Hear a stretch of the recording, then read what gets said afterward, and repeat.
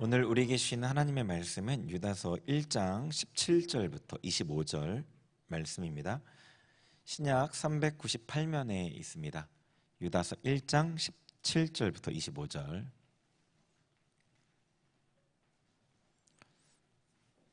네, 말씀 찾으셨으면 우리 한 절씩 교독하도록 할게요. 한 절씩. 제가 17절을 먼저 봉독하겠습니다. 사랑하는 자들아, 너희는 우리 주 예수 그리스도의 사도들이 미리 한 말을 기억하라.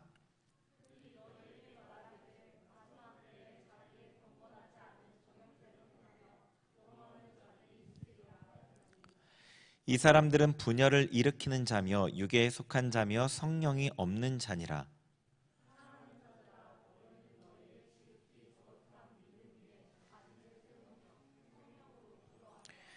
하나님의 사랑 안에서 자신을 지키며 영생에 이르도록 우리 주 예수 그리스도의 긍휼을 기다리라. 또 어떤 자를 불에서 끌어내어 구원하라. 또 어떤 자를 그 육체로 더럽힌 옷까지도 미워하되 두려움으로 긍휼히 여기라.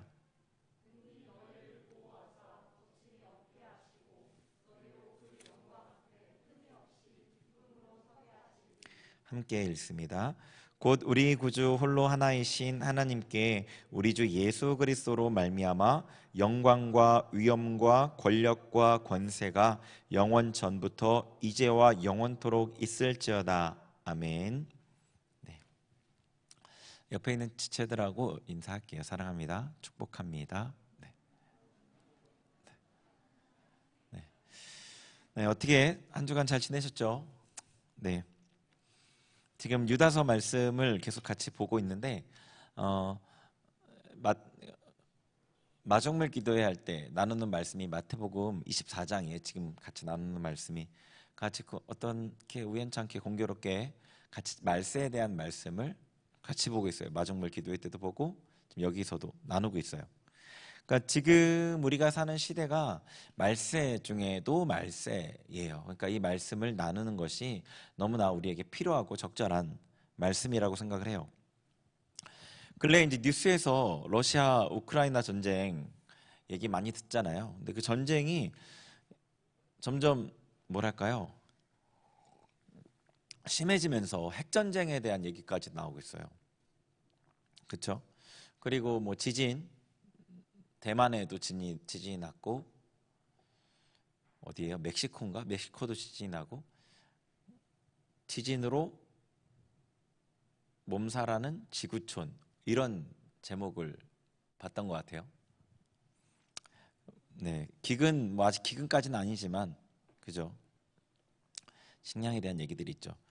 지금 우리 시대가 말세 중에 말세, 성경에서 얘기하는 그 말세에 대한 징조들과 너무나 같이 맞물려 있는 시대예요. 그 내용을 조금 보고, 그리고 오늘 본문 내용을 다룰게요. 우리가 지금 이 말씀을 보는 것이 왜 시의적절한지를 좀 더 같이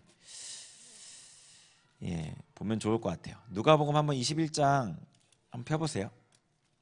21장 7절부터 11절인데 누가복음 21장, 마태복음 24장, 마가복음 13장은 다 말세의 징조를 이야기하는 병행장이에요. 종말장이라고도 얘기하는데 누가복음에 좀 그 말세에 있을 징조에 대해서 좀 더 자세하게 언급하고 있어요. 21장 7절부터 11절을 같이 읽겠습니다. 시작. 그들이 물어 이르되 선생님이여 그러면 어느 때에 이런 일이 있겠사오며 이런 일이 일어나려 할 때에 무슨 징조가 있사오리까? 이르시되 미혹을 받지 않도록 주의하라. 많은 사람이 내 이름으로 와서 이르되 내가 그라하며 때가 가까이 왔다 하겠으나 그들을 따르지 말라. 난리와 소요의 소문을 들을 때에 두려워하지 말라. 이 일이 먼저 있어야 하되 끝은 곧 되지 아니하리라. 또 이르시되 민족이 민족을 나라가 나라를 대적하여 일어나겠고 곳곳에 큰 지진과 기근과 전염병이 있겠고 또 무서운 일과 하늘로부터 큰 징조들이 있으리라. 아멘. 자, 우리가 왜 성경을 지금 보냐면 말세 징조를 성경을 통해 보냐면 이 지금 지구상에 일어나는 모든 일들이 역사의 주관자이신 하나님의 주권 아래서 이루어지고 있기 때문이에요.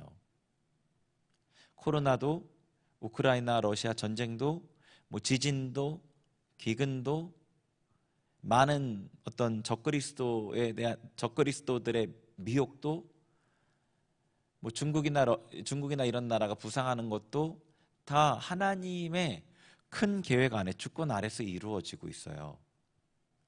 그러니까 이 말씀에 기록하신 하나님의 일들은 그대로 이루어지고 그것이 지금 현실의 역사와 연관이 분명히 있는 거죠. 그래서 우리가 이것들을 보는 거예요. 자, 여기 7절에 보면은 제자들이 이렇게 물어보죠. 선생님이요, 어느 때 이런 일이 있겠으며 이런 일이 일어나려 할 때 무슨 징조가 있겠습니까? 어떤 사인, 어떤 징조가 이런 일이 일어나기 전에 있겠습니까? 그러니까 어떤 사인을 보면 우리가 그 일이 일어날 거라고 기대하고 준비하면 되겠습니까? 자, 그런데 보세요. 8절, 미혹을 받지 말라. 미혹에 대한 얘기가 나오죠. 우리 마태복음 봤었죠? 사람의 미혹, 내가 그리스도라고 얘기하는 사람의 미혹, 내가 구원자라고 얘기하는 사람의 미혹이 있겠다. 9절에 난리와 소요의 소문을 들을 때, 그러니까 전쟁의 소문이 많아진다는 거죠. 그리고 10절에 민족이 민족을, 나라가 나라를 대적하여 일어나겠고 전쟁이 많이 일어난다는 거예요. 그리고 11절에 곳곳에 큰 지진이 있고, 그 다음에 또 기근이 있고, 그 다음에 전염병이 있고, 그 다음에 무서운 일과 하늘로부터 큰 징조가 있겠대요. 이게 예수님이 재림 전에 일어날 어떤 징조들이에요. 근데 이 징조가 어떤 건지를 제가 말씀을 드렸죠. 지난 시간에 계시록 통해서. 기억하세요? 하나님의 진노가 기록되어 있는 두루마리 책이 있고, 그 두루마리 책을 7인으로 임봉을 했죠. 못 열어보도록. 그렇지만 하나님의 진노는 반드시 쏟아져야 돼요. 공의가 실행돼야 된다고요. 하나님의 진노는 죄로 인해 촉발되는데 죄를 지었어요. 근데 하나님께서 심판하지 않으셨어요. 진노를 그냥 담아두셨단 말이에요. 진노를 쏟지 않고 심판하지 않으셨어요, 죄인을. 근데 이 진노가 그대로 끝까지 영원히 그대로 가면 하나님의 공의는 이루어지는 게 아니에요. 그죠? 심판이 이루어져야 돼요. 죄에 대한 형벌이 이루어져야만 한다고요. 때가 되어서 진노가 적혀있는 그 두루마리 책을 이제 피는 거예요. 그걸 누가 피냐면 예수님께서, 어린 양 대신 하나님의 진노를 온전히 감당하신 분은 그분밖에 없거든요. 십자가에서 하나님의 모든 진노를 감당하신 그분이 인을 떼는 거예요. 그 인을 떼면서 나타난 사건은 그 두루마리가 완전히 펼쳐지기 전에 일어나는 말 그대로 징조의 사건들인 거예요. 그래서 이 누가복음에서 예수님께서 말씀하신 징조의 내용과 인을 뜰 때 나타나는 그 사건과 그렇게 무관하지는 않아요. 연관이 분명히 있죠. 자, 요한계시록 6장을 한번 봐보세요. 지난번에는 우리 나팔에 대한 내용을 얘기했잖아요. 오늘은 인에 대한 내용을 조금 볼게요. 요한계시록 6장 보시면 인을 떼는 장면이 나와요. 요한계시록 6장, 자, 1절을 한번 읽어볼게요. 요한계시록 6장 1절 같이 읽겠습니다. 시작. 내가 보매 어린 양이 7인 중에 하나를 떼시는데 그때 내가 들으니 내 생물 중에 하나가 우레소리같이 말하되 오라 하기로. 아멘. 자, 보시면 어린 양 예수님께서 7인을 이제 떼시는 거예요. 하나씩 떼시니까 그때 사건이 일어나는 거예요. 그게 징조인 거죠. 근데 첫 번째 인을 뗐을 때는 2절에 보니까 흰 말을 탄 자가 나와요. 활을 가졌고 면류관을 받아서 이기고 또 이겨요. 자, 그 다음에 둘째 인을 떼시니까 3절에 4절이죠. 붉은 말을 탄 자가 나와서 화평을 제하고 서로 죽이게 하고 큰 칼을 받았대요. 그죠? 이 둘째 인을 떼는 거는 아마도 전쟁을 얘기하는 것 같아요. 그렇죠? 전쟁을 얘기하는 것 같아요. 자, 5절에 셋째 인을 떼시니까 검은 말이 나오는데 그 탄 자가 저울을 가졌어요. 6절에 한 데나리온의 밀 한 대고 한 데나리온의 보리 석대래요. 그러니까 한 데나리온은 10만 원 정도 하잖아요. 10만 원에 밀 한 대. 한 대가 이게 얼마나 되죠? 양이 1kg가 되나요? 한 되면? 정확한 지금 생각은 안 나는데 대박은 이만하니까 1kg가 채 안 될 것 같아요. 1kg가 채 안 되는 밀이 10만 원이라니까 이건 극심한 기근을 얘기하는 게 분명하겠죠. 자, 7절에 넷째 인을 떼시니까 8절에 청황색 말을 탄 자가 나오는데 사망이고 음부가 뒤따라요. 그 사람의 그 탄자의 이름이 사망이고 뒤에 음부가 뒤따라요. 그러니까 수많은 사람이 죽는 건데 그들이 땅 4분의 1의 권세를 얻어서 검과 흉령과 사망과 땅의 짐승으로 죽여요. 무엇으로 죽는지가 약간 모호하긴 한데 검은 땅 4분의 1, 땅 전체의 4분의 1의 영역에서 이 일들이 일어나는 건데 검은 이제 전쟁과 관련이 있겠죠. 흉년은 말 그대로 기근과 관련이 있겠고요. 사망은 약간 모호하긴 한데 이게 전염병과 관련이 있다고 볼 수가 있어요. 이 전염병과 관련이 있다는 것은 이 구약의 선지서를 보면 조금 더 명확하게 알 수 있어요. 예레미야 선지서를 보면은. 그리고 땅의 짐승이라는 게 좀 진짜 약간 모호하거든요. 근데 요거는 예레미야서에서는 바벨론을 얘기했었어요. 땅의 짐승이라는 용어가 예레미야서에 나오는데 바벨론을 얘기했거든요.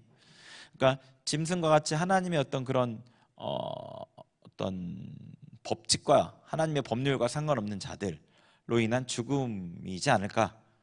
예, 약간 그렇게 생각해 볼 수 있을 것 같아요. 명확하진 않습니다. 어쨌거나 수많은 사람이 죽어요. 자, 9절 다섯째 인을 떼니까 어떻게 되냐면 갑자기 하나님의 말씀과 증거로 말미암아 죽임을 당한 순교자들이 하나님 앞에 자기들을 신원해 달라고 얘기하죠.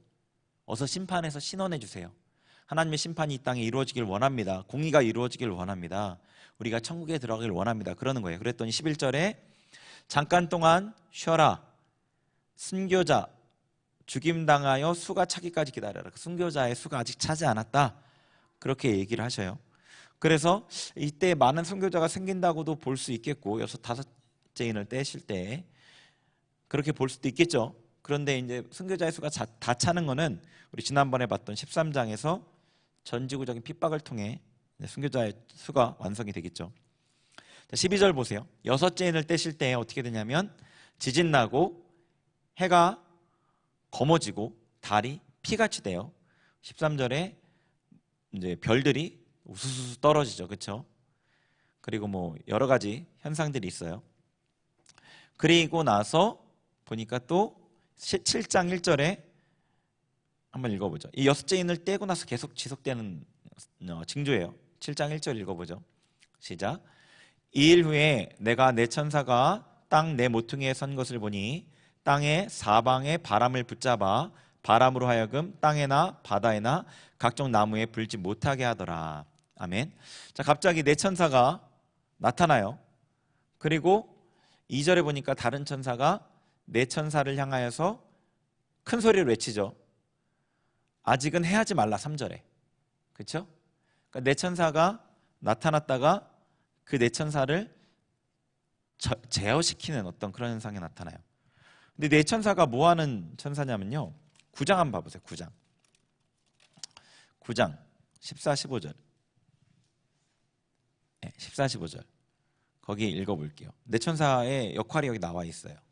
내 천사 9장 14, 15절 시작. 나팔 가진 여섯째 천사에게 말하기를 큰 강 유브라데에 결박한 내 천사를 놓아주라 하매 내 천사가 놓였으니 그들은 그 연월 일시에 이르러 사람 3분의 1을 죽이기로 준비된 자들이더라. 아멘. 자, 아까 내 천사를 이제 결박했는데 지금은 놓아주라고 하죠. 근데 그 내 천사가 놓였는데 그 내 천사는 뭐 하는 역할을 하냐면 년, 월, 일, 시 언제인지는 정확히 모르겠는데 몇 년, 몇 월, 며칠, 몇 시, 1시간 안에 전 지구상의 사람의 3분의 1을 죽이는 역할을 하는 천사예요. 이게 뭐라고 생각해 볼 수 있냐면 뭐 1시간 안에 지구상의 사람 3분의 1이 다 죽을 만한 게 지금으로는 딱 떠오르는 건 핵무기밖에 없어요. 그죠? 예. 자, 그래요. 그 여섯 번째 인을 떼고 나서 그런 일이 있어요. 그리고 7장으로 다시 돌아오셔서 4절도 읽어보죠. 7장 4절 시작. 내가 인침을 받은 자의 수를 들으니 이스라엘 자손의 각 지파 중에서 인침을 받은 자들이 14만 4천이니 아멘. 그러면서 유다 지파, 아셀 지파 뭐 쭉쭉쭉 지파가 쭉 나와요. 1만 2천 명씩 다. 그러니까 이거는 이스라엘 민족의 회심이라고 볼 수 있어요. 그래서 로마서에 보면 온 이스라엘 온 민족이 다 구원을 받는다고 했거든요. 12지파가 12,000명이라는 건 구원의 수잖아요. 12 곱하기 1000 완전한 구원이 모든 지파에 다 이루어지고 이스라엘이 온전하게 구원되는 것에 대한 그 징조라고 보시면 돼요. 자, 보면은 우리 아까 누가복음에서 예수님의 재림 전에 있을 징조가 사람의 미혹이 있다고 했고요, 전쟁의 위험의 소문이 있다고 했고요, 많은 전쟁이 있다고 했고요, 지진이 있고 기근이 있고 전염병이 있고 무서운 일, 하늘에 큰 징조가 있다고 했어요. 근데 지금 요한계시록 6장에서 우리가 읽은 거에는 첫 번째 인을 떼실 때 흰말이었어요. 이거는 뭐 정확하게 여기서 볼 수는 없지만, 그다음에 두 번째는 전쟁이었고요, 세 번째는 기근이었고요, 네 번째가 많은 사람이 죽는 거였어요. 검과 흉년과 사망과 땅의 짐승, 전염병이 포함되어 있어요. 기근과 전쟁 이런 것들. 그리고 다섯 번째 인을 뗐을 때는 순교자의 영혼들이 나왔어요. 사람들이 많이 순교하는 것으로 생각해 볼 수 있다고 했죠. 여섯 번째 인에는 하늘의 징조가 나타났어요. 해달 별의 징조. 별들이 막 우수수 떨어지고 해가 검어지고 달이 피피처럼 되고, 그리고 나서 네 천사가 활동하려다가 활동하지 못하게 제지되었어요. 네 천사는 전 세계 3분의 1의 사람을 한순간에 죽이는 천사예요. 그리고 나서 이제 이스라엘의 회심이 있는 거예요. 이 징조들에 대해서 해석하는 관점이 좀 달라요.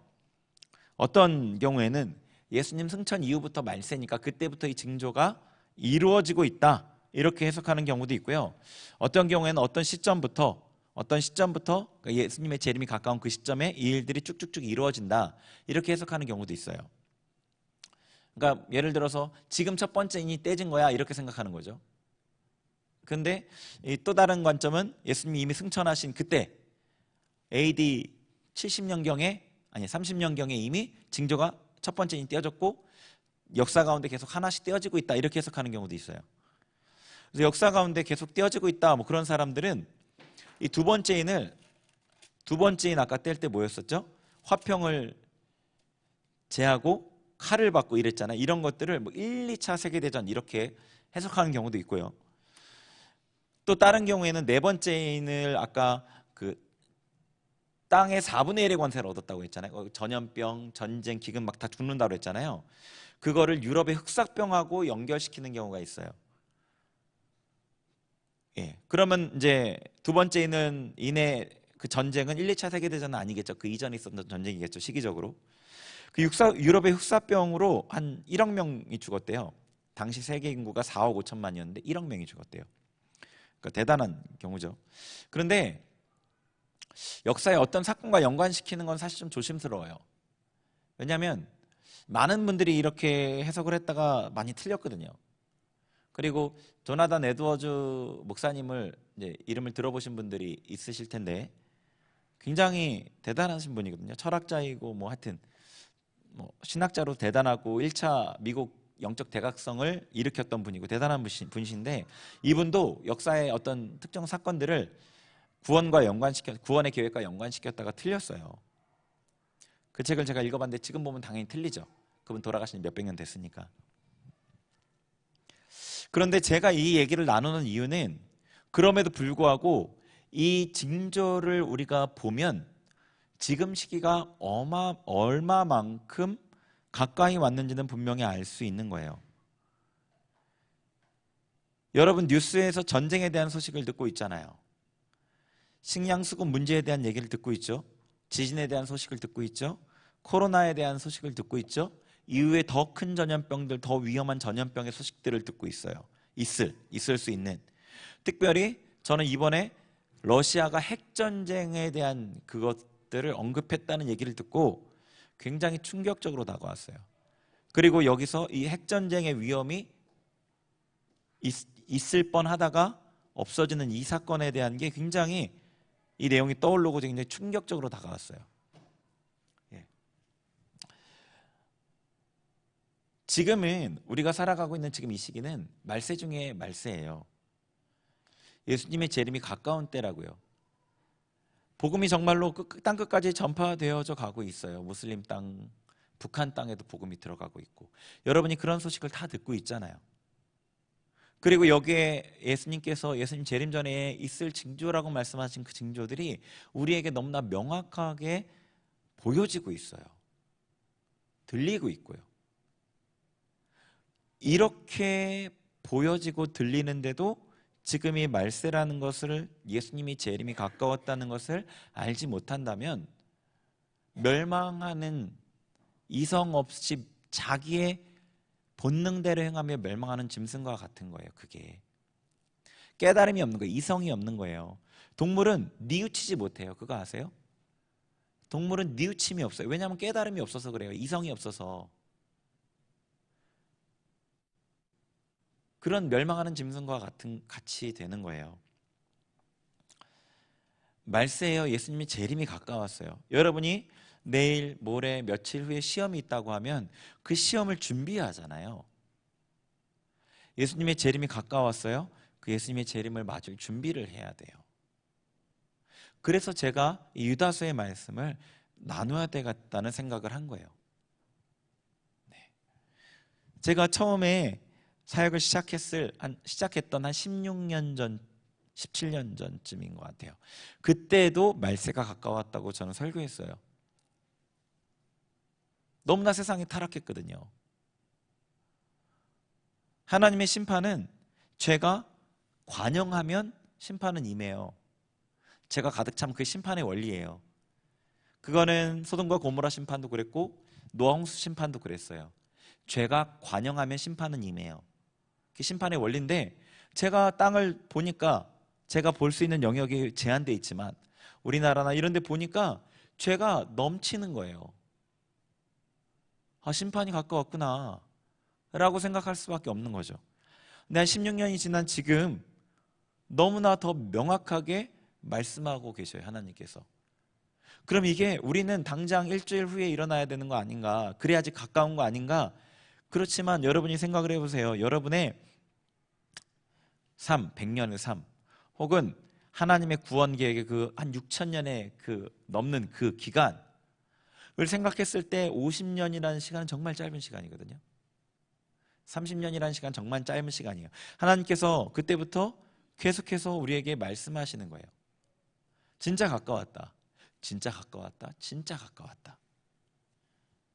제가 이 말세가 가까웠다는 걸 얘기할 때 가끔 예를 드는 얘기가 있는데, 제가 청년 때 신앙생활했던 교회에서 그런 얘기를 들었어요.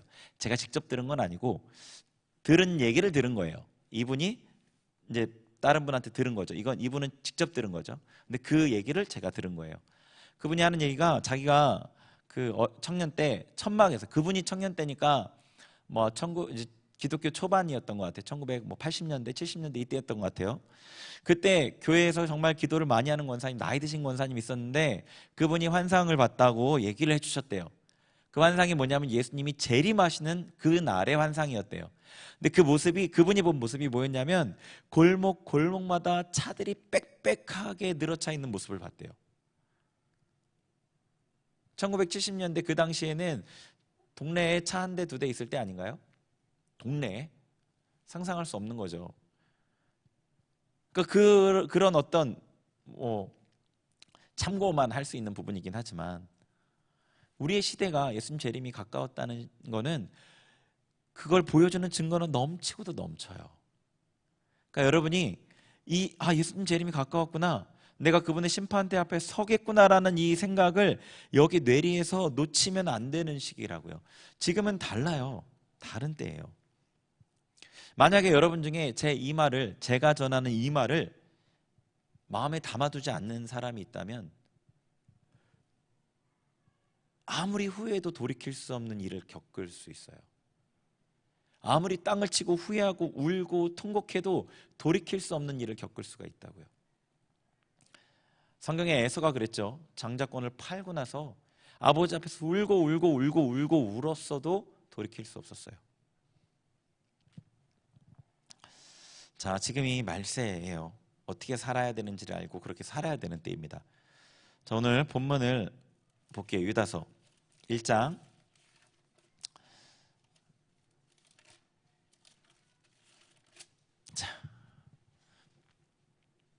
17절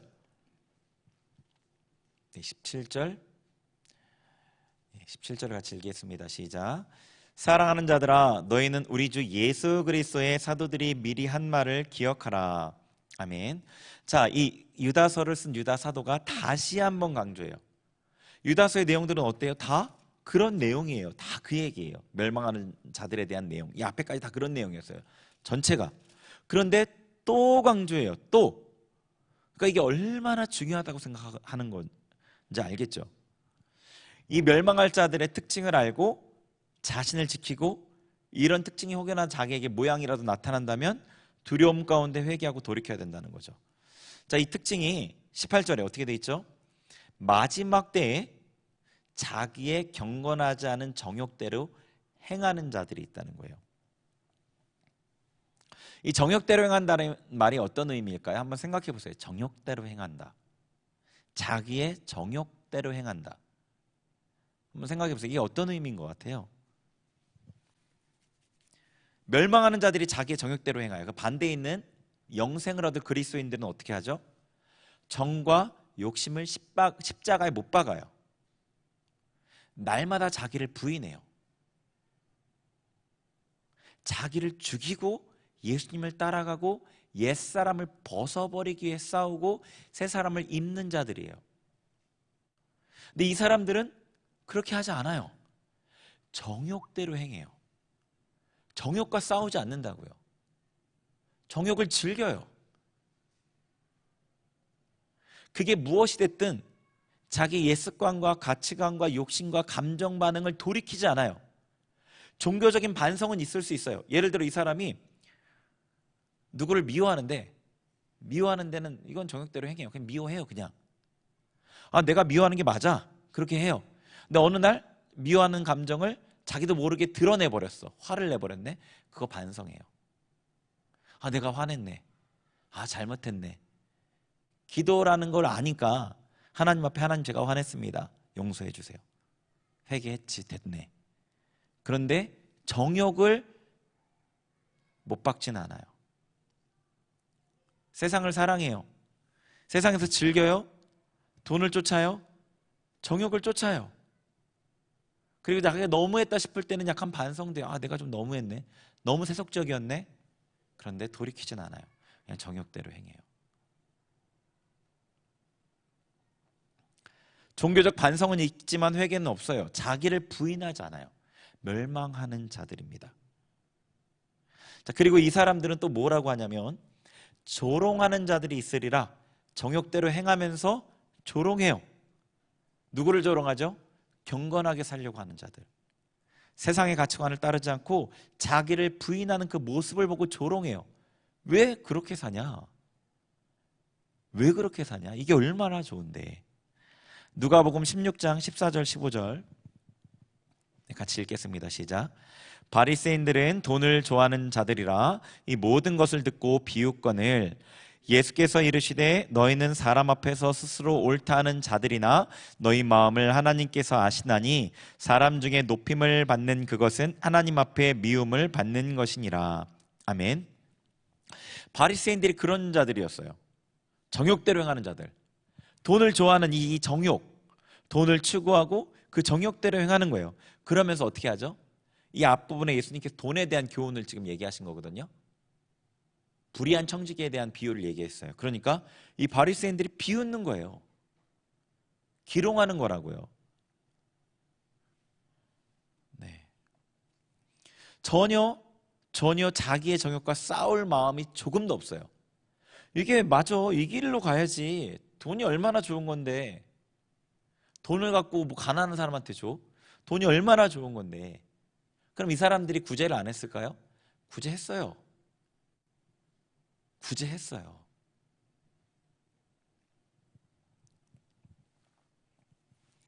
터키에 갔을 때 이제 마지막에 나눔을 했어요.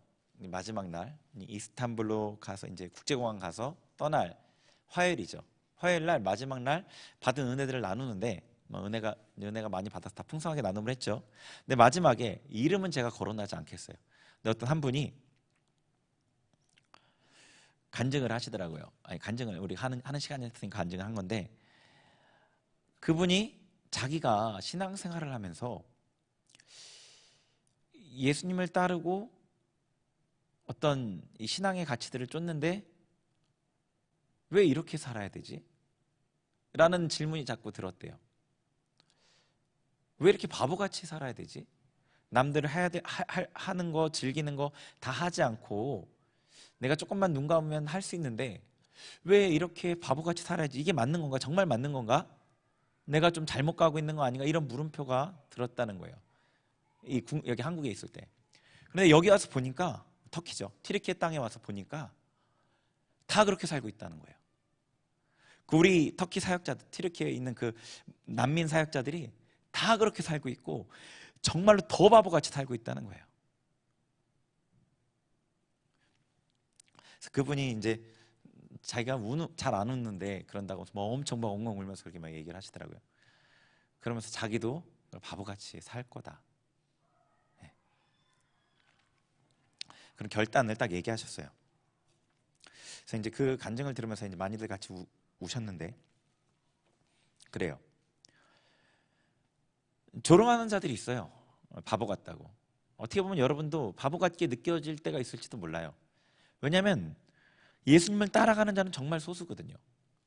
교회를 다니는 사람들 가운데도 정말 소수만 예수님을 따라가요. 정말로 자기의 삶을 다 들여서 예수님 따라가는 사람은 정말로 소수예요. 여러분이 그 소수 가운데 속해 있거나 그 길을 따라가려고 애쓴다면 그 소수 외의 모든 사람이 비웃을 거예요. 그러니까 정말 이게 맞나? 정말 이렇게 살아야 되나? 라는 생각이 들 수 있는 거죠. 그런데 정욕대로 행하는 자는 멸망하는 자들이고요, 그렇게 기롱하고 조롱하는 자들은 멸망하는 자들이에요. 자, 19절에 본문 19절을 같이 읽어보겠습니다. 19절 시작. 이 사람들은 분열을 일으키는 자며 육에 속한 자며 성령이 없는 자니라. 아멘. 자, 이 사람들은 또 어떤 특징이 있냐면 분열을 일으켜요. 사람들 간의 관계를 망가지게 해요. 그 사람들이 지혜로운 말을 하는 것 같은데 하나님의 지혜가 아니라 마귀의 지혜로 사람들을 판단하고 정죄하고 불만을 갖게 하고 원망하게 해요. 분열하게 합니다. 우리 고라 사건을 봤었죠? 고라가 하는 말이 구구절절 옳은 것 같아요. 모세 따라 나왔더니 광야에서 우리가 지금 죽게 생겼지 않냐? 가나안 땅도 못 들어가게 뭔 꼴이냐? 그런 말들, 모세가 뭐 특별하다고 우리를 지가 다 인도하고 자기가 다 결정하냐? 그런 말들, 그럴듯한 말들, 불만을 갖게 하고 원망을 갖게 하고 분열을 일으키는 자들이에요. 자, 야고보서 3장 15, 16절 읽겠습니다. 시작. 이러한 지혜는 위로부터 내려온 것이 아니요 땅 위의 것이요 정욕의 것이요 귀신의 것이니 시기와 다툼이 있는 곳에는 혼란과 모든 악한 일이 있음이라. 아멘. 자, 여기 보면은 무슨 지혜가 있죠? 마귀, 귀신의 지혜가 있어요. 이러한 지혜는 위로부터 내려온 하나님의 지혜가 아니라 귀신의 것이래요. 그리고 이러한 지혜로 인해서 시기와 다툼과 혼란과 악한 일이 있는 거예요. 그러니까 분열시키는 자들이 있어요. 그 사람의 말이 옳은 것 같은데 사랑이 없어요. 살리려는 의도가 없어요. 하나님의 마음과 상관이 없어요. 하나님의 지혜가 아니에요. 사람들을 분열하게 만들어요. 잘 분별하셔야 돼요. 여러분이 멸망하는 자들을. 사람들을 분열하게 하는 사람들이 이 멸망으로 가는 자들이에요. 그 다음에 이들의 특징 마지막으로 육에 속한 자며 성령이 없는 자예요. 자, 정욕대로 행한다는 게 자기가 육에 속하지 않은 자라는 걸 보여주는 거죠. 이 사람들은 거듭난 적이 없어요. 그래서 성령이 없어요. 그들 안에. 겉모습은 성도 같은데 성도가 아니에요. 그런데 여기서 우리에게 하나님께서 알려주지 않는 부분이 있어요. 그 사람 안에 성령이 있는지 없는지 확인할 길이 사실 정확하게 확인할 길이 없어요. 사람을 만나다 보면은 간혹 영적으로 굉장히 거부감이 드는 사람이 있어요. 성도임에도. 혹은 향기가 아니라 어떤 악취가 나는 사람도 있어요. 그 영적인 악취예요. 이건 영적인 냄새. 혹은 이 심령이 완전히 굳어 있는 사람도 있어요. 근데 이 사람이 거듭났는데 미혹돼서 망가진 건지, 아니면 거듭나지 아예 않았는지를 알 수 있는 방법은 없어요. 예. 그러니까 제 얘기는 교회 안에 멸망할 자, 마귀에게 속한 자가 몇 명이 있다고 그랬죠. 그리고 그 사람들에게 미혹된 자들이 있다고 그랬죠. 그러니까 누가 멸망할 자이고 누가 미혹된 자인지를 알 길이 없어요. 그걸 알 길이 없어요. 여태까지 하나님께서 저에게 많은 것들을 보여주시고 열어주셨지만 그럼에도 알 수 없어요. 지금도. 아마 이거는 아무리 더 깊은 영적인 것들을 열어주셔도 알 수 없을 것 같아요. 구원에 대해서는 전적으로 하나님의 소관이시기에 그런 것 같아요. 그런데 이런 사람을 멀리하라는 거예요. 이런 특징이 있는 사람들, 멸망의 길을 가는 자들을 경계하고 멀리하라는 거예요. 그 사람이 진짜 멸망할 마귀에 속한 자인지를 알아서 뽑아낼 수는 없어요. 그렇지만 거리를 두고 경계해야 되는 거예요. 예수님께서는 가라지를 뽑다가 곡식까지 뽑을까 걱정해서 가라지를 뽑지 말라고 하셨거든요. 그러니까 이걸 정확하게 알 수 있는 방법은 없어요. 마지막 추수 때야 가서야 알 수 있어요. 자, 그러면은 이런 특징을 가진 사람들이 교회 안에 있을 수 있죠. 있을 수 있는 게 아니라 있어요. 자, 그럼 이런 사람들을 어떻게 대해야 되는지를 우리가 알아야 되겠죠. 자, 22절을 읽어볼게요. 22절 시작. 어떤 의심하는 자들을 긍휼히 여기라.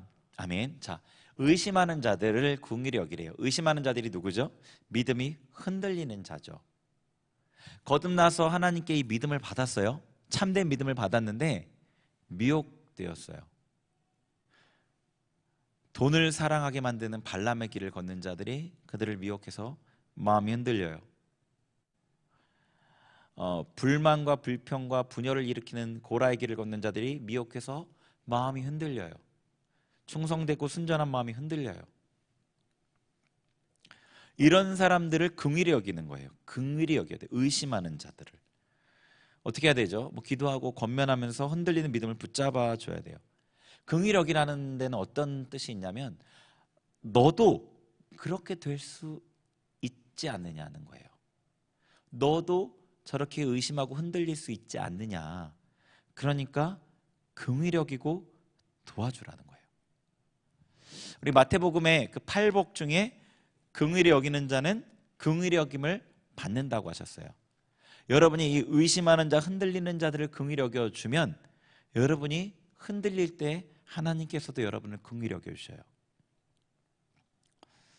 자, 그 다음에 23절 읽겠습니다. 시작. 또 어떤 자를 불에서 끌어내어 구원하라. 또 어떤 자를 그 육체로 더럽힌 옷까지도 미워하되 두려움으로 긍휼히 여기라. 아멘. 자, 두 가지 부류에 대한 얘기를 하는데 두 번째 어떤 사람을 얘기하냐면 불에서 끌어내어 구원하라. 그러니까 불에 들어가 있는 사람이 있어요. 그러니까 의심하는 사람이 있고 그 다음 단계는 뭐냐면 불에 들어가 있는 사람이에요. 이런 사람을 끌어내서 구원하래요. 자, 이미 불에 들어가 있어요. 이 사람은 믿음이 흔들리는 걸 넘어서서 그 믿음의 길을 벗어나서 멸망의 길을 걷고 있는 사람이에요.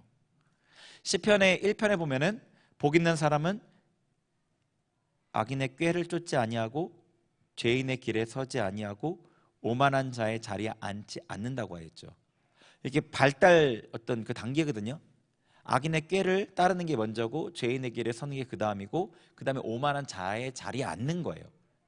근데 이 불에 들어간 사람은 누구냐면 죄인의 길에 선 자예요. 그러니까 이미 그 길을 걷고 있는 사람이에요.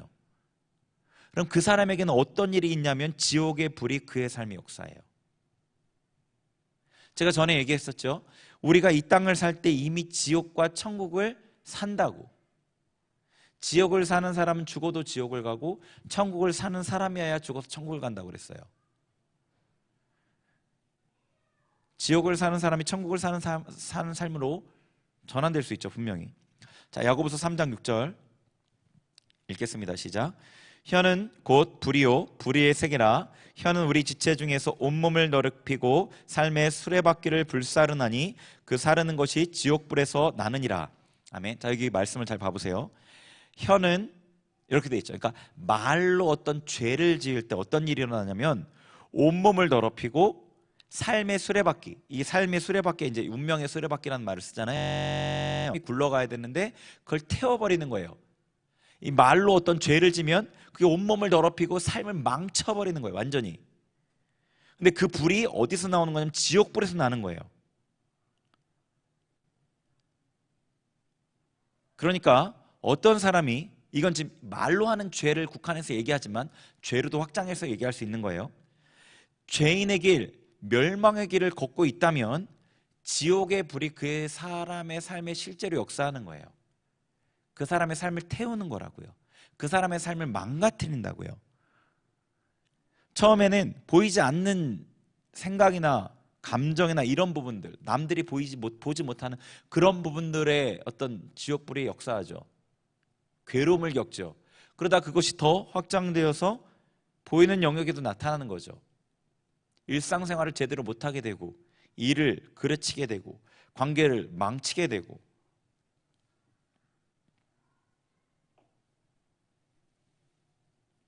이런 사람을 불에서 끌어내어 구원하라고 하는 거죠. 이런 사람을. 그 사람을 위해 기도해주고 권면하고 도와주어서 다시 복 있는 사람의 자리에 설 수 있게. 그 사람의 죄의 짐을 져줘야 되고요. 받아줘야 돼요. 쉬운 일이 아닌데 하나님께서는 우리가 그렇게 하길 원하셔요. 갈라디아서에 보면은 서로 짐을 나누어지라고 하셨어요. 근데 그 6장에 나오는 말씀인데 그 문맥을 보면은 그게 저 사람이 돈이 없어서 힘들고 이런 짐을 얘기하는 게 아니에요. 죄의 짐을 얘기하는 거예요. 죄의 짐. 불에서 끌어내어 구원하라고 얘기하셔요. 어떤 사람을. 제가 존경하는 목사님이 저한테 그렇게 얘기하셨어요. 사람을 절대로 버리지 말아라. 사람을 절대로 버리지 말아라. 되게 엄하게 얘기하셨어요. 어떤 사람을 끝까지 포기하면 안 된다는 거예요. 그 사람이 7번씩 70번을 넘어져도. 여러분도 누군가를 도와줘야 될 때가 있을 거예요. 도와주고 있을 수도 있고, 하나님께서 어떤 영혼을 여러분에게 섬기도록 보내주실 수 있어요. 그런데 하나님의 마음은 그가 불에 들어가서 이미 다 죽은 것 같아 보일지라도 구원해 내기를 원하신다는 거예요. 하나님의 그 구원에 대한 마음을 여러분이 알면은 좋겠어요. 하나님을 정말로 그렇게 대적하는 그 모든 사람이 구원을 받길 원하시는 그 하나님의 마음이. 물론 모든 사람이 구원을 받지 못하는데 하나님은 어찌하든지 모든 사람이 구원에 이르기를 원하시거든요. 불에서라도 끌어내어 구원해야 합니다. 자, 그 다음에 세 번째는 23절에 또 어떤 자를 그 육체로 더럽힌 옷가지도 미워하되 두려움으로 긍휼히 여기라. 자, 어떤 사람이 있어요? 자, 이 사람은 누구냐면 시편 1편에 의하면 오만한 자의 자리에 앉은 사람이에요. 네. 이 사람은 이미 하나님이 없어요. 그의 삶에. 그 사람과는 엮이지 말아야 돼요. 뭐라고 돼 있냐면 그의 육체로 더럽힌 옷까지도 미워하라고 돼 있어요. 그러니까 옷을 입었어요. 근데 이 죄가 옷에 영향을 미칠 수도 있겠는데 어쨌거나 이 사람이 입었던 옷까지도 건드릴 생각도 하지 말라는 거예요. 얼마나 그 사람과 철저하게 거리를 두라는 얘기인지 아시겠죠? 그 사람이 미혹된 그 사람과 얘기를 나누고 그 사람에게 영향을 받으면 미혹되어서 멸망의 길을 갈 수 있기 때문에 그 사람의 옷이라도 싫어하라는 거예요. 여러분이 누구를 만났느냐, 누구와 교제하느냐가 너무나 중요해요. 누구와 교제하고 누구에게 말을 듣고 누구에게 기도를 받고 누구에게 영적인 영향을 받느냐에 따라서 그 흐름을 따라가요. 그래서 누구와 교제하느냐가 정말로 중요해요. 그래서 디모데서에서는 하나님을 깨끗한 마음으로 부르는 자들과 함께하라고 명령하셔요. 그런 사람들과 같이 해야 돼요. 이 사람들, 이제 하나님의 길을 걷지 않는 저 사람들을 긍휼히 여기고 기도해주고 도와줄 수는 있어요. 근데 교제라는 건 다른 거죠. 교제라는 건 깊은 마음을 나누는 거예요. 그렇게 할 수 없어요. 멸망의 길을 확실하게 정착한 사람과는 교제하지 말아야 돼요. 긍휼히 여겨야 돼요. 정죄가 아니라 자신을 지키기 위해서 멀리하는 거예요. 그리고 나도 저렇게 될 위험이 있다는 것을 생각하면서 두려워하는 거예요. 두려움으로 긍휼히 여기라는 거죠. 그래서 멸망길을 걷는 사람들, 완전히 마귀의 자녀인 사람은 우리가 어떻게 할 수 없죠. 근데 알 수가 없어요. 그러니까 그 사람들에게 이렇게 대해야 되는 거예요. 의심하는 자들은 긍휼히 여기고 돌이킬 수 있도록 권면해주고, 이미 불에 들어간 사람들도 긍휼히 여기면서 구원하기 위해서 우리가 그들의 죄의 짐을 감당해주고, 완전히 그 멸망의 길에 선 사람들은 거리를 두고 대신에 긍휼히 여기고 자신을 지켜야 돼요.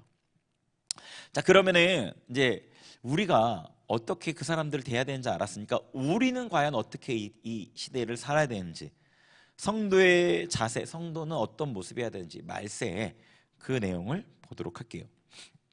자, 20절 같이 읽겠습니다. 20절 시작. 사랑하는 자들아, 너희는 너희의 지극히 거룩한 믿음 위에 자신을 세우며 성령으로 기도하며. 아멘. 자, 이 부분이 실제적으로 우리에게 해당되는 말씀이죠. 지극히 거룩한 믿음 위에 자기를 세우래요. 믿음이면 믿음이지 지극히 거룩한 믿음이에요. 왜 그렇게 얘기하죠? 이 유다서 앞부분에 뭘 경고하셨죠? 이 편지를 쓰는 이유가 뭐죠? 유다서 앞부분에 뭐였어요? 이 편지를 쓰는 이유가 무엇을 위해서 이 편지를 쓴 거예요? 믿음의 도를 위해서 힘써 싸우라는 거죠. 우리가 믿음을 받았어요. 근데 마귀가 이 믿음을 변질시키죠. 말씀인 것 같이 보이지만 말씀이 아닌 다른 메시지를 우리에게 던져줘요. 근데 그 메시지는 우리의 정욕과 맞아요. 우리가 욕심을 부리는 그것과 맞는 말을 해줘요. 말씀인 듯 아닌 듯한 그 메시지를. 그럼 우리가 그 메시지를 확 마음에 받아들이면 어때요? 그 메시지가 아닌 그 말씀, 그 메시지에 반대됐던 그 말씀은 그 자리에 있을 수 없는 거예요. 그러니까 이 말씀에, 온전한 말씀에 근거한 믿음이어야 되는데 말씀이 미혹되니까 믿음도 변질돼요.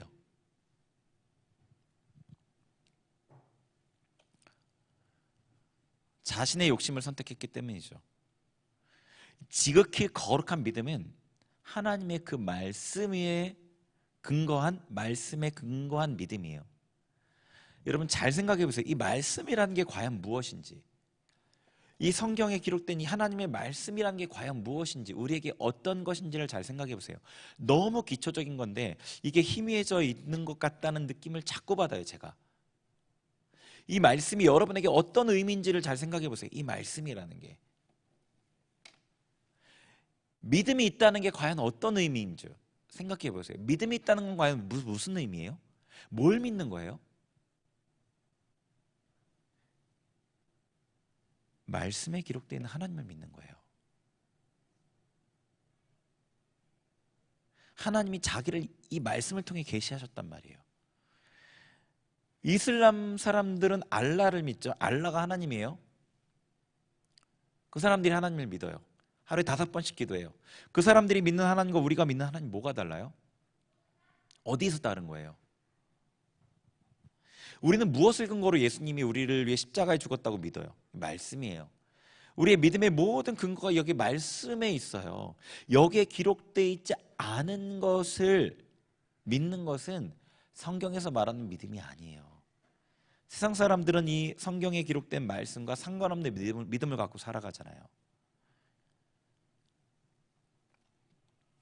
지극히 거룩한 믿음이라는 건 하나님의 말씀에 근거한 믿음을 얘기하는 거예요. 하나님의 순전한 말씀에 근거한 믿음이요. 그 믿음 위에 자신을 건축하는 거예요. 마태복음 7장 24절 같이 읽습니다. 시작. 그러므로 누구든지 나의 이 말을 듣고 행하는 자는 그 집을 반석 위에 지은 지혜로운 사람 같으리니. 아멘. 자, 예수님의 말씀을 듣고 마음에 받아서 순종하는 것, 이게 거룩한 믿음이에요. 예, 너무나 중요하죠. 어떤 사람은 기도를 많이 하고 말씀도 많이 읽고 교회 활동도 열심히 하는데 말씀 위에 믿음을 세우지 않는 사람도 있어요. 이게 무슨 의미인지 알겠어요? 말씀에 기록돼 있는데 때로는 다르게 행동한다고요. 그게 내가 연약해서 넘어지는 게 아니라 말씀을 곡해하는 거라고요. 말씀에 분명히 이게 아니라고 했는데 괜찮아 하고 해버린다고요. 이게 말씀이 아니야, 근데 내가 했어, 주님 죄송합니다 하는 거는 말씀을 인정하는 거죠. 말씀에 근거한 믿음을 갖고 있는 거, 이게 언약함이에요. 근데 말씀에 기록되어 있는데 괜찮아 하고 하는 게 말씀에 근거한 믿음이 아니라고요. 이게 마귀라고요. 마귀가 그렇게 말한다고요. 우리한테 너 선악과 먹으면 죽어. 안 죽어. 그게 말씀에 근거한 믿음이 아니라고요. 그게 순전한 말씀에 근거한 믿음이라는 것은 말씀을 그대로 받아들이는 거예요. 그대로 하나님 말씀하신 대로 그대로 받고 그게 진실이고 진리인 줄 믿고 그대로 행하고, 행하지 못했더라도 하나님의 도움을 구하고 행하려고 애쓰는 것, 이게 진짜라는 걸 알면 진짜대로 살려고 하잖아요. 그게 말씀에 근거한 믿음이라고요. 근데 어떤 사람은 기도를 많이 하고 말씀을 많이 읽고 봉사를 많이 해도 말씀에 근거한 믿음을 갖지 않는다고요. 그냥 자기 편의에 따라서 그냥 이렇게도 해버리고 저렇게도 해버려요. 말씀을 이렇게도 해석도 하고 저렇게도 해석도 한다고요. 그 사람은 말씀 위에 믿음이 세워지지 않았어요. 어떤 사람은 신앙이 어린 것 같은데 말씀 한 구절을 받으면 그 위에 믿음을 세워요. 그 위에다가 어떻게든 그 말씀을 지켜보려고 해요. 그게 진짜 하나님 말씀이라고 받아들이고. 그런데 지금은 모두 다 비슷해 보이지만 환난 가운데 들어가면 어떤 사람이 말씀에 근거한 믿음 위에 서 있는지가 드러나요. 분명하게. 왜냐하면 평소에 그냥 그렇게 살았기 때문에 그래요. 그냥 자기가 편할 대로 이걸 이렇게도 해석하고 저렇게도 해석해버렸으니까 환난 때 들어가면 이렇게 해석해버리는 거예요. 지금 이거는 내가 말로만 그러는 거지 내 마음은 예수님을 배반한 게 아니야. 자기 마음대로 이렇게 해석을 해버려요. 그렇지, 내가 이거 경제활동 못하는데 이렇게까지 내가 해야 될 필요 없어. 이거 하나님 나 사랑하시니까 이해해 주시겠지. 666표 같은데 그래도 괜찮겠지. 정말로 그렇다고 내가 죽겠어? 지옥에 들어가겠어? 이렇게 말씀 이렇게도 해버리고 저렇게도 해버린다니까요. 자기 마음대로. 왜냐하면 그렇게 신앙생활을 했어요. 그 사람의 믿음은 그것밖에 안 되거든요. 그러니까 환난 때가 되면 자기 나름대로 다 돌려서 교회를 안 가도 나는 믿음이 있어. 이제 교회를 못 가게 한다고 생각을 해보세요. 핍박해서 교회 안 가. 그럼 자기 혼자 하나님 오늘은 기도 예배를 못 드리니까 어쩔 수 없네요. 그러고 그냥 넘어가고.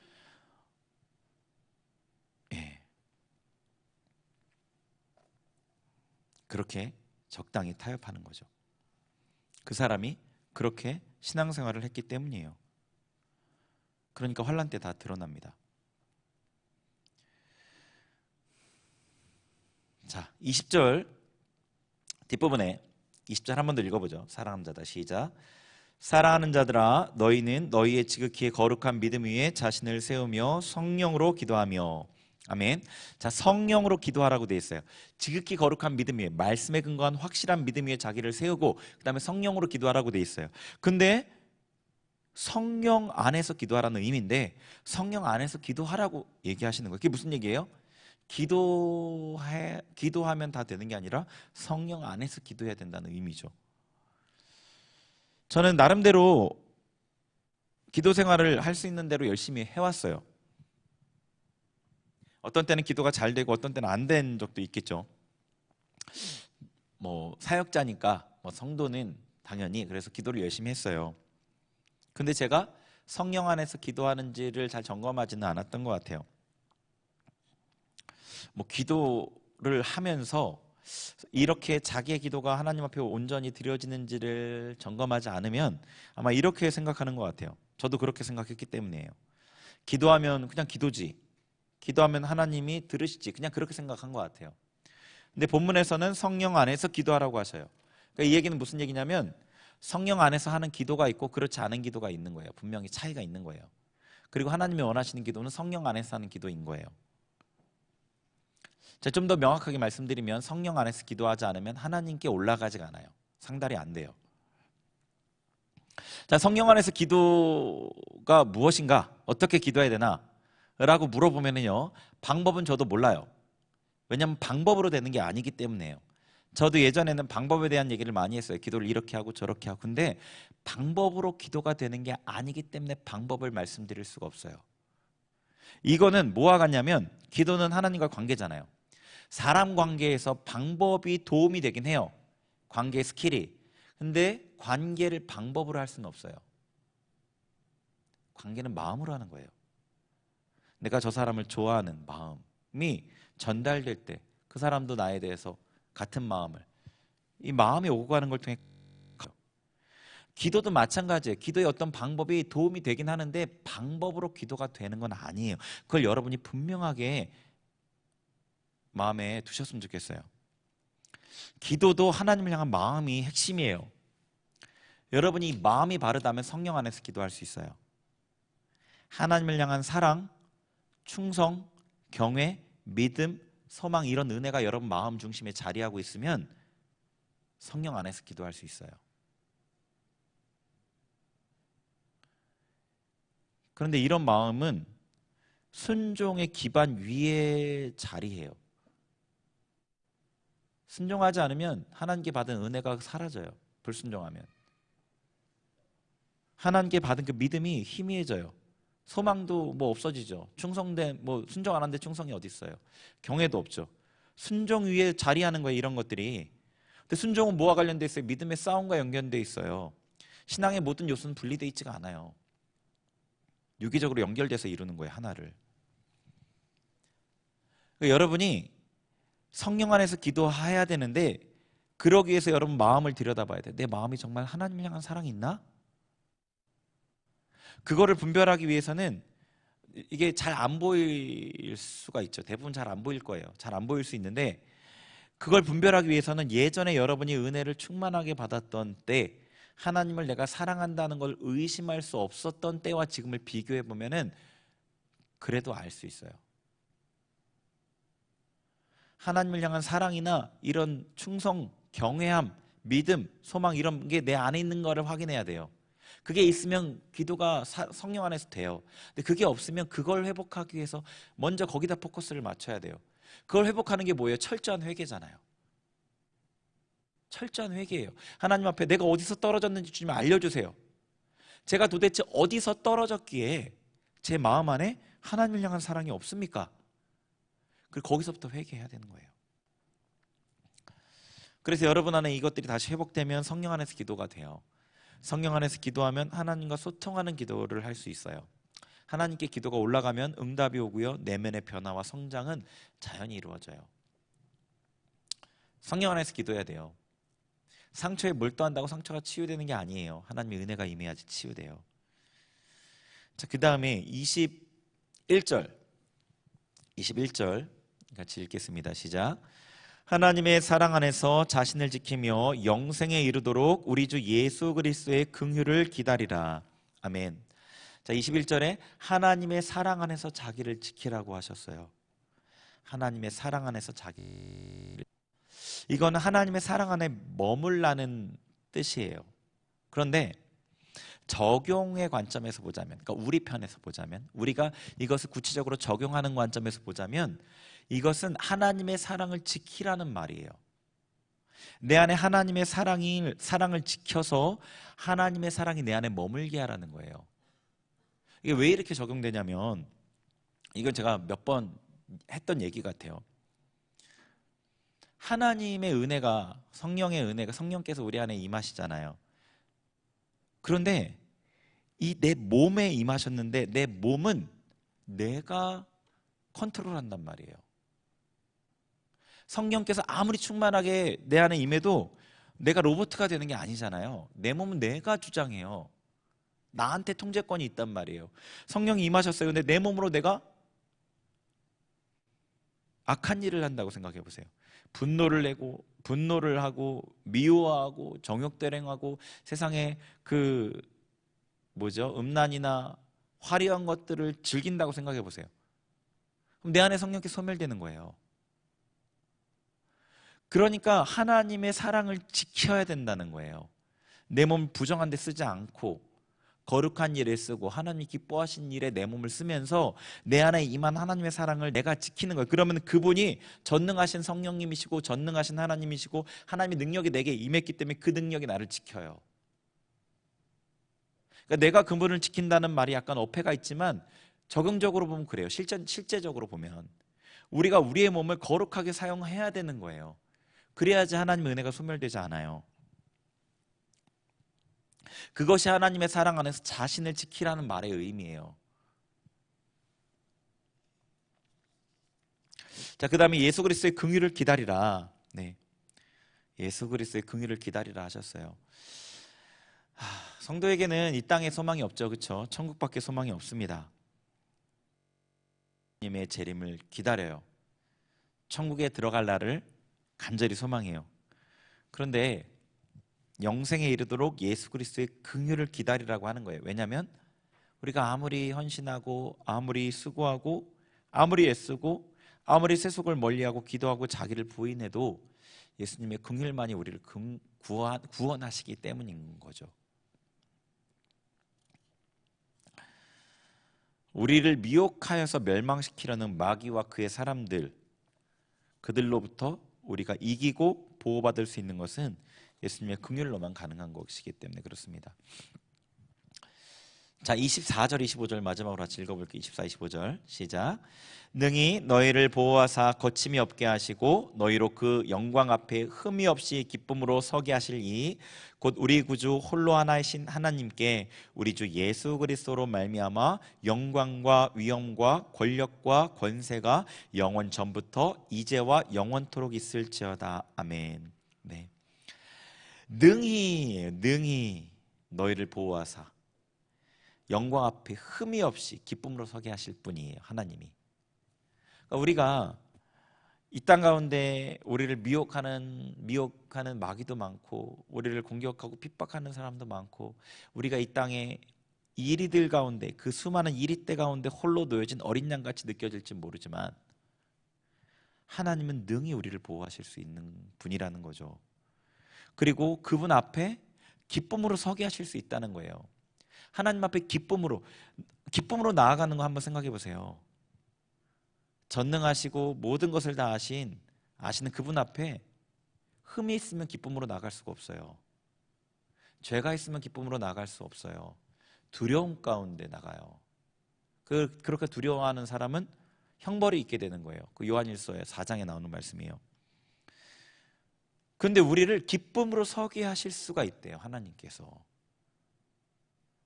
능히 넉넉히. 우리의 소망이 여기 있어요. 유다서 말씀을 쭉 같이 나누었지만 정말로 와, 천국 가는 길이 쉽지 않구나. 철로 역정이구나. 천국 가는 험한 여정이구나. 그래요. 그런데 우리가 볼 때는 이걸 도대체 어떻게 감당하지? 어떻게 내가 나를 지키지? 라고 생각할 수 있지만 우리에게 소망은 결국에 하나님인 거예요. 하나님 그분이 능히 넉넉히 우리를 보호하시고 그분 앞에 서게 하실 수 있다는 거예요. 여러분 어떻게든 하나님께 여러분 자신이 완전히 이렇게 밀착되고 매몰되기를 힘쓰세요. 이런 표현이 적절한지 모르겠어요. 완전히 그분께 딱 붙어 있는 어떤 이게 완전히 샌드위치는 중간에 내용물이 있죠. 딱 이렇게 딱 붙는 어떤 그런 느낌.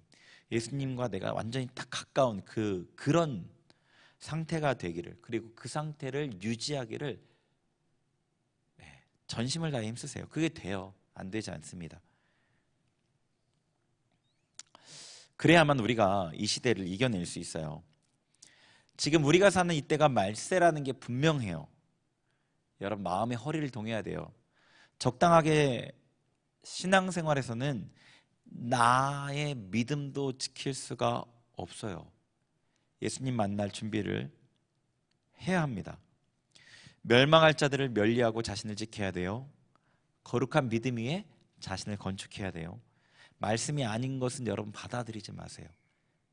마음에 말씀이 아닌 어떤 것도 받아들이지 마세요. 성령으로 기도하셔요. 하나님의 사랑 안에 자신을 지키세요. 영생에 이르도록 예수님의 그 예수 그리스도의 긍휼을 기다리고 바라셔야 합니다. 저는요, 예전에도 그런 얘기를 사임할 때마다 했는데, 물론 지금 사임할 때는 아니지만 제가 섬겼던 모든 성도님들을 천국에서 다시 만나고 싶어요. 제가 섬겼던 모든 성도님들을. 근데 성경은 천국 가는 길이 좁다고 얘기해요. 여러분 모두가 그렇게 예수님 만날 준비를 하는 은혜가 있으시기를 바랍니다. 같이 기도하겠습니다. 우리 기도할 때 하나님 앞에 이 시대를 분별하지 못하고 살아가는 모습이 있다면 회개하면서 하나님 시대를 분별하는 눈을 활짝 열어주세요. 그리고 정말로 거룩한 믿음 위에 성령으로 기도하며 하나님의 사랑 안에 지키고 예수님을 인내 가운데 그런 자들이 되게 해주세요. 우리 그렇게 말씀 붙들고 먼저 주님 앞에 기도하겠습니다. 같이 기도하겠습니다. 하나님 아버지, 주님 이 시간에 주님 앞에 말씀 앞에 아버지 마음을 겸손하게 낮추며 기도하며 나아갑니다. 하나님 이 시대가 어떤 시대인지 하나님께서 너무나 많은 경로로 너무 많은 소식과 많은 것들로 우리에게 보여주시며 알려주십니다. 그럼에도 우리가 마음이 둔하여져서 생활의 염려로 세상의 유혹 가운데 정욕 가운데 내 뜻과 내 마음대로 살았던 것들을 회개합니다. 주님 우리를 불쌍히 여겨 주옵소서. 우리의 눈을 열어 주옵소서. 주님 오실 때가 가까운 이 때를 우리가 밝게 할 수 있도록 우리의 영의 눈을 열어 주옵소서. 주님 만날 준비를 하는 자들이 되게 하옵소서. 주님 회개합니다. 회개합니다. 세상과 짝했던 우리의 모습을 회개합니다. 아버지 주여 우리를 긍휼히 여겨 주옵소서. 할레코아이레레 하나님만 붙들지 아니하고 레케노아이레레레 발라세티아라바이레레 세상을 쫓아갔던 것들을 회개합니다. 주여 용서하소서. 주여 용서하소서. 할렐루야 라리아라 감마와이리 베알라와이리 케투아야라라 할로알라 감마와이리 제요 제열라 카로아야라리아라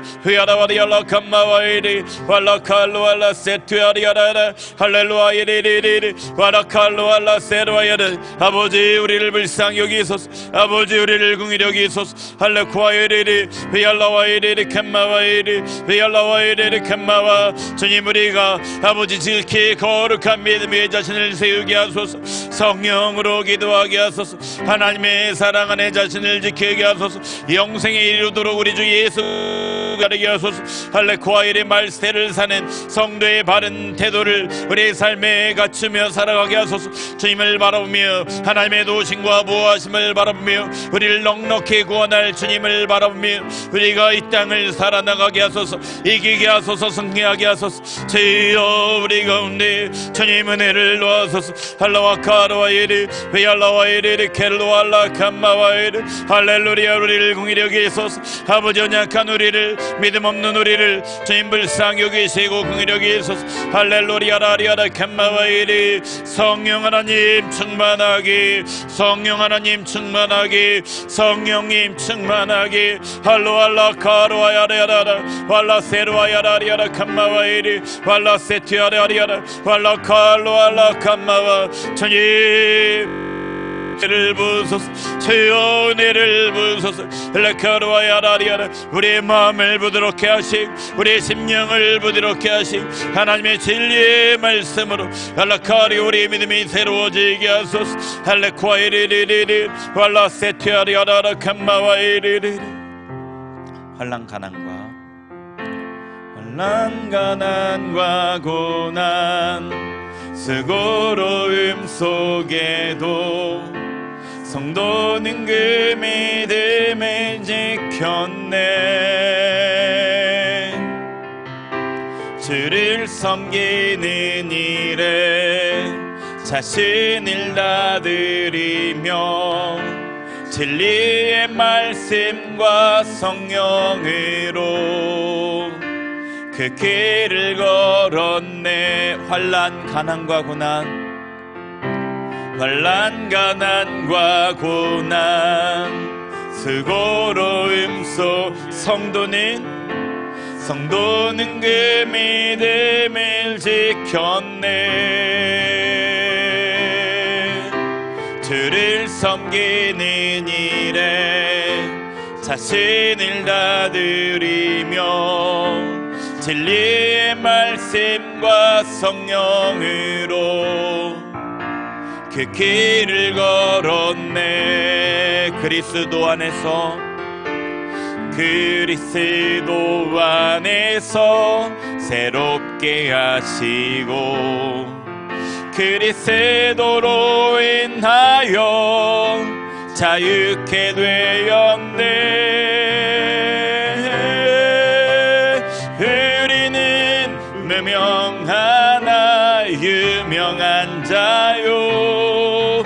지금의 위기 속에도 참 생명 가졌고 근심 하나 기뻐하며 가난 하나 다른 일을 부욕해 하는 자로다. 환난 가난과 한 번 더. 환난 가난과 고난 수고로움 속에도 성도는 그 믿음 견내. 주를 섬기는 일에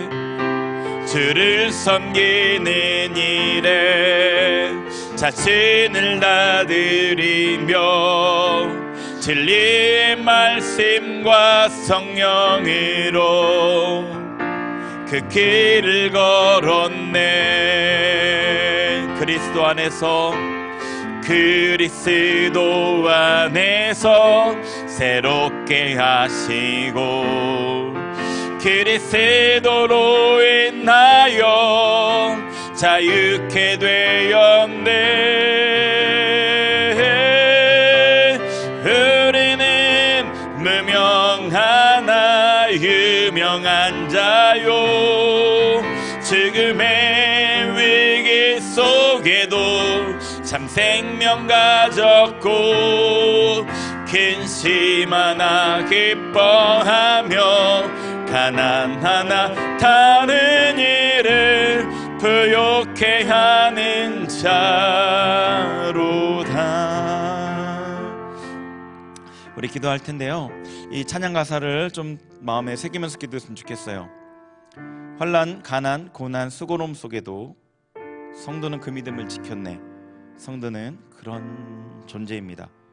주를 섬기면서 말씀의 길, 성령의 길을 걸었습니다. 성도는 그래요. 우리랑 비교해 보세요. 네. 조금만 힘든 일이 있어도 불평하는 것은 성도의 모습이 아닙니다. 무언가를 열심히 했다고 내세우면서 대가를 바라는 것은 성도의 모습이 아닙니다. 이 모든 일을 행한 후에 입니다라고 얘기하라 하셨어요. 하나님 앞에 그분의 전부를 우리가 받았기에 우리의 전부를 드리는 것은 정말로 아무것도 아니에요.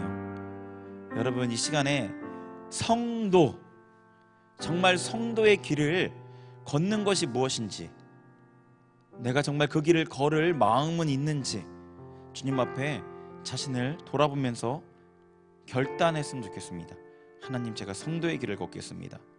무명하고 죽음의 위기 가운데 처하면서 근심하고 가난한 이들을 도와주면서 되갚음 당하지 못하는 그런 삶을 제가 살겠습니다.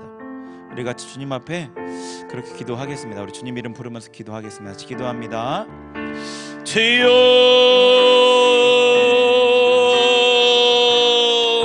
주여,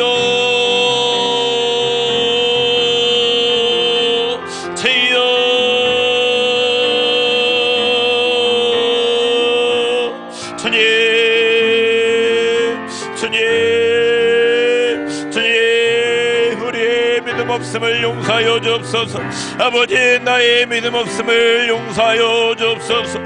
주님, 성도의 모습이 아버지 나의 삶에 너무도 부족한 아버지 죄 많은 모습을 회개합니다.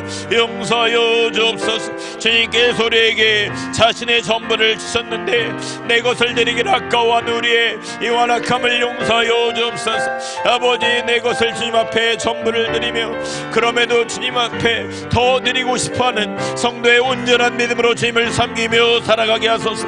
아버지, 무명한 가운데 살아가기를, 아버지 죽음의 위기 가운데 처하면서도 주님을 섬기기를, 근심하면서도 주님 안에 기뻐하기를, 가난하면서도 주님 안에 부유한 자로서 아버지 세상에서는 찌개 같으나 하나님의 나라의 큰 자로서 있기를 우리가 구하는 성도의 삶을 살기를 원합니다. 주님, 우리 가운데 믿음을 허락하여 주옵소서. 우리를 새롭게 하시고 예수 그리스도의 그 마음, 예수님의 그 마음, 그 믿음을 우리에게 허락하소서. 우리에게 허락하여 주옵소서. 우리에게 허락하여 주옵소서. 주여 아버지, 할레쿠아예레레레레 베알라와예레 캔누아예레 베알라와예레 칼로알라 캄마와예레 할렐루리아라리아레 베알라와예레 캄마와 할로알라 캄마와예레 주여 주여 주여 할레쿠아예레레레레 베알라와예레 캔누아야라리아레 베알라와예레 칼로알라 캄마와예레 주여 아버지 주여 아버지 주여 아버지 할로와 카르와리아라리아라. 우리 한 번 더 기도하겠습니다. 오늘 아침에 제가 제일 먼저 본 말씀이 있어요. 핸드폰에 뜬 말씀이 영어 성경으로 된 말씀이었는데 이런 말씀이었어요. Whoever claims to live in him must live as Jesus did. 한글 성경으로 찾아봤더니 그의 안에 산다고 하는 자는 그가 행하시는 대로 자기도 행할지니라. 네, must live as Jesus did. 그 말이 저한테 너무 마음에 꽂혔어요. 예수님이 했던 대로, Jesus did, 예수님이 했던 대로 반드시 그렇게 살아야 된다. 네. 우리 한 번 더 기도할게요. 주님 하셨던 대로, 주님 하셨던 대로 그렇게 사는 게 성도입니다. 주님 하신 대로 그렇게 사는 게 성도입니다. 주님, 우리가 그 길을 담대하게 걸을 수 있도록 비방과 조롱과 핍박에도 세상에서 뭐 칭찬받지 못해도 갚아주는 거 없어도 그렇게 살겠습니다. 우리 한 번 더 그렇게 기도했으면 좋겠어요. 우리 한 번 더 같이 기도하겠습니다. 하나님 아버지, 주님 아버지, 주님 예수님께서 행하신 대로, 예수님께서 행하신 대로 그렇게 행하는 것이, 행하야만 하는 것이 성도입니다. 내가 성도로 온전하게 살아갈 수 있도록 아버지 나를 도와주소서. 나를 도와주옵소서. 할레코아이레레 켄노아야라. 주여 우리를 도와주옵소서. 우리를 도와주옵소서. 우리를 도와주옵소서. 우리를 도와주옵소서. 우리를 도와주옵소서. 할로아카르와이레 베알라와이레 켄노아야라. 주여 주여 주여 주여라 칼로알라 캄마와이레 할라세티아라리아라 할렐루리아라리아라 캄마와 할로알라 세티아라리아라 할로알라 캄마와이레. 주여 주님께서 행하신 대로, 우리를 위해 자신의 목숨을 주셨던 대로, 아버지 주님 아버지 앞에 자신을 온전히 드렸던 대로, 그렇게 순종했던 대로 주 하나님과 아버지 한시도 떨어져 있지 않고 날마다 교통했던 그대로, 예수님이 행했던 그대로 우리가 그렇게 행하게 하소서. 우리가 그렇게 행하기를 힘쓰겠습니다. 우리가 그렇게 행하겠습니다. 할레코아에레레레 할라세티아라라 할로알라 캄마와에레. 주여 주여 주여 주여 성령 하나님, 우리 가운데, 우리의 심령 가운데 충만하게 주님 역사하소서. 우리의 심령을 주장하소서. 우리의 심령을 불태워 주소서. 모든 세상의 욕심들이, 정욕들이 주님 불태워 주소서. 모든 죄악들을 하나님의 사랑의 불로, 질투의 불로 불태워 주소서. 할레코아이레레 베알라와이레 소멸하소서. 할로알라 카르와이레레 바라칼로알라 세티아라리아라. 주님